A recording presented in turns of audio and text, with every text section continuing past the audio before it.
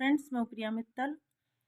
आज हम करेंगे भाषा भारती 8th ग्रेड पार्ट 1 कक्षा 8वीं। ठीक है, इसके बहुविकल्पीय प्रश्न है सबसे पहले हमारे आगे। उसमें पहला प्रश्न है, निम्नलिखित में से किस पंक्ति में अनुप्रास अलंकार है। ठीक है, अनुप्रास अलंकार कहाँ ऊपर, जहाँ पर एक ही वर्ण बार बार आता है, जैसे व व है, मा है, क है, ऐसा। इसमें सर्च करेंगे तो हम इसमें वर्द जो थर्ड पॉइंट है हमारा, वर्दे वीणा वादनी वर्दे, इसमें वा की अनुवृत्ति बार बार हो रही है, यहाँ पर अनुप्रास अलंकार है। ठीक है, प्रश्न नंबर 2, अमृत पीयूष डैश अमीय शब्द समूह में रिक्त स्थानों के लिए उचित पर्यायवाची शब्द कौन सा है। तो इसमें पहला है गरल, अमर, सुधा, गहन। तो सही उत्तर है सुधा। ठीक है, सी पॉइंट हमारा करेक्ट आंसर है। फिर है थर्ड प्रश्न, वीणा बजाने वाली देवी कौन है। तो सभी जानते हैं कि सरस्वती जी जो हैं, सरस्वती जी वीणा बजाती हैं। ठीक है, वो ही हमारी विद्या की भी देवी हैं। प्रश्न नंबर 4, कवि किसे जगमग करने को कह रहा है। इसका उत्तर है संसार को। ठीक है, नंबर 5, कवि किसके बंधन काटने की बात कह रहा है। कवि हृदय के, पक्षियों के, बादल के, वीणा की। तो कवि हृदय की बात चल रही है, यहाँ पर हृदय के बंधन काटने की बात कह रहा है, तो इसमें ए पे हम राइट लगा देंगे। फिर है हमारा क्वेश्चन नंबर 6। इसमें कह रहे हैं, देखिए ऑप्शन दिए गए हैं, इसमें कह रहे हैं नीचे दिए गए शब्दों में से उचित शब्द चुनकर एक स्थान भरिए। तो इसमें पहला प्रश्न है हमारा प्रश्न नंबर 6, वर्द एक कविता के रचयिता। देखिए किताब में भी दिया गया है हमें, इसका उत्तर है निराला। प्रश्न नंबर 7, कवि ने भारत में डैश मंत्र भरने की बात कही है। तो इसका उत्तर क्या आएगा, अमृत।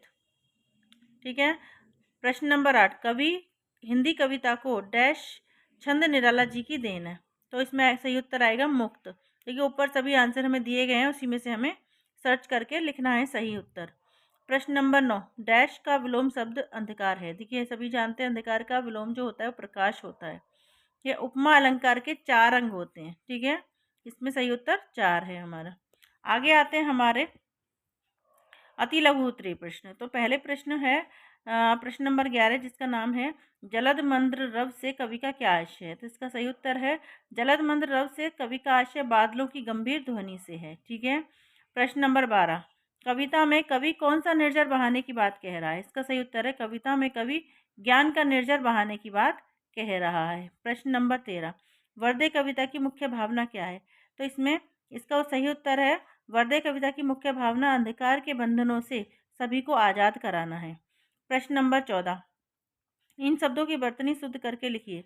मातृभूमि, देखिए मातृभूमि में तामेर ऋषि की मात्रा लगेगी। ठीक है, तो मातृभूमि। निर्झर में रेफ मात्रा जो ना पे लगाई गई है वो ना पे ना लग के झा पे लगेगी। ठीक है, प्रकाश में पामे ऋषि की मात्रा ना लग के पदेन मात्रा लगी पा के साथ। ठीक है, प्रकाश। अमृत में माँ में जो पदेन मात्रा लगी हुई है उसकी जगह हमें ऋषि की मात्रा लगानी है। ठीक है, अमृत, इस तरह से हम इसे करेक्ट करेंगे। आगे आता है आपका लघु उत्तरीय प्रश्न। इसमें है निम्नलिखित पंक्तियों का भाव स्पष्ट कीजिए।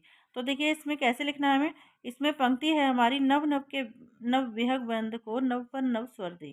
ठीक है, इसमें कवि कह रहा है कि नए आकाश के नए पक्षियों के समूह को नए पंख और नए निर्झर दीजिए। ठीक है, यहाँ पर हमारा प्रश्न 15 कंप्लीट हो जाता है। ठीक है, अब प्रश्न नंबर 16, नवजात शिशु के चरण कमल के समान सुंदर हैं। वाक्य में उपमेय, उपमान, साधारण धर्म एवं वाचक शब्द छांटकर लिखना है। देखिए इसमें उपमेय, इसमें सही उत्तर आएगा नवजात शिशु के चरण। हमें पंक्ति हमें क्वेश्चन में दी गई है, नवजात शिशु के चरण कमल के समान सुंदर है। इसी में से जो लाइन है ना, पहली लाइन, इसी में से हमें छांटकर लिखना है। दूसरा है उपमान, उपमान का सही उत्तर है कमल, वो भी क्वेश्चन में हमें दिया हुआ है। साधारण धर्म सुंदर, और वाचक शब्द हमारा है समान। प्रश्न नंबर 17 पे आ जाते हैं हम। प्रश्न नंबर 17 है, आकाश के 3 पर्यायवाची शब्द लिखकर उन्हें वाक्य में प्रयोग कीजिए। तो पर्यायवाची के, आकाश के 3 पर्यायवाची कौन कौन से, नभ, गगन, आकाश।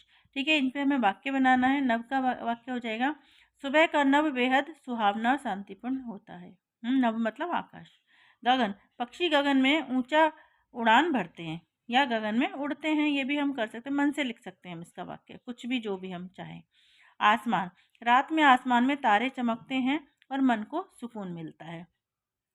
चाहे तो हम यहाँ तक भी लिख सकते हैं, तारे चमकते हैं। ठीक है, अब आता है प्रश्न नंबर 18, प्रश्न नंबर 18 है, कविता में अलंकार का उपयोग क्यों किया जाता है? इसका उत्तर है, जिस प्रकार आभूषण से नारी का लावण्य बढ़ जाता है, मतलब सुंदरता बढ़ जाती है, उसी प्रकार अलंकार से कविता की शोभा बढ़ जाती है। ठीक है, यहाँ पर हमारे प्रश्न 18 कंप्लीट हो जाते हैं, लघु उत्तरीय जो थे हमारे। अब आते हैं हमारे दीर्घ उत्तरीय प्रश्न।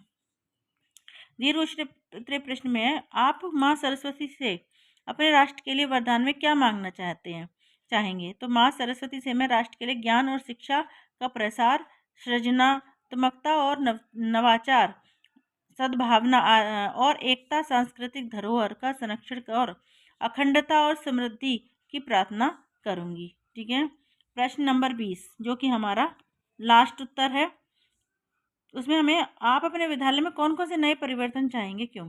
इसका उत्तर हम अपने आप लिख सकते हैं, अपने मन से जो भी हम चाहें, क्योंकि जो भी परिवर्तन हम चाहते हैं हम इसमें लिख कर बोल सकते हैं। तो मैंने इसमें लिखा है, आधुनिक तकनीक का उपयोग, व्यवहारिक व्यक्तिगत विकास पर जोर, स्वास्थ्य और खेल सुविधाएं पर, और 5वां है पर्यावरण संरक्षण। ठीक है, यहीं पर हमारा ये पार्ट 1 कंप्लीट हो जाता है। ठीक है, नेक्स्ट वीडियो में मिलते हैं नेक्स्ट चैप्टर के साथ, तब तक के लिए बाय।